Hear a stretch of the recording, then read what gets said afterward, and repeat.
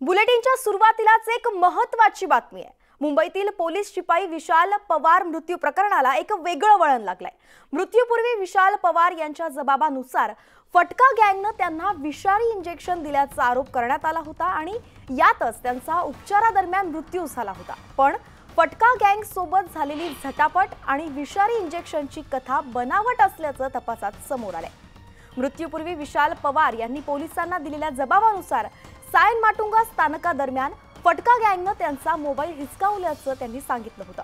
Mobile हिसकावताच विशाल पवार चोरट्याच्या मागे धावले, जिथे त्यांना पकडून विषारी इंजेक्शन दिलं गेलं आणि जबरदस्ती काहीतरी लाल रंगाचा द्रव पदार्थ खाऊ घातल्याचा पवारांनी जबाब दिला होता। पण पोलिसांनी केलेल्या तपासात अशी घटनाच घडली नसल्याचं समोर आलंय। मोबाईल चोरांनी आणि नशेखोरांनी केलेल्या कथित हल्ल्यावेळी विशाल पवार घटनास्थळी नसल्याचं सीसीटीव्ही कॅमेऱ्याच्या तपासणीत उघड झालंय। विशालवरील कथित हल्ल्याच्या वेळी आणि त्यानंतर 4 ते 5 तास विशाल इतरत्र असल्याचं तपासात निष्पन्न झालंय। त्यामुळे विशाल यांच्या मृत्यूचं गूढ आता वाढलेलं दिसतंय। आपले प्रतिनिधी प्रशांत बाग आपल्या सोबत आहेत। प्रशांत, नेमकं सविस्तर अपडेट काय आहे?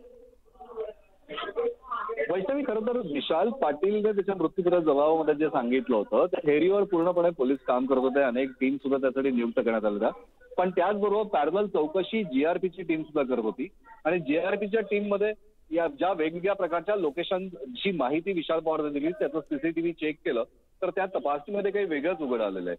म्हणजे विशाल घटना म्हणजे कथित हल्ला जो त्याच्यावर झाला असा त्याने दावा केला होता, त्याच्यानंतर 4 ते 5 विशाल इतरत्र फिरत असल्याचं सीसीटीव्ही मध्ये निष्पन्न झालेलं आहे। माटुंगा आणि सायन दरम्यान मोबाईल चोरांनी आधी मोबाईल हिसकावला आणि पाठलाग केला, त्याच्या पाठीमध्ये नंतर थिनर असलेलं इंजेक्शन दिलं होतं। तर ही थेअरी, विशालच्या जबाबातली थेअरी आणखी प्रत्यक्ष तपास याच्यामध्ये प्रचंड मोठी तफावत आहे।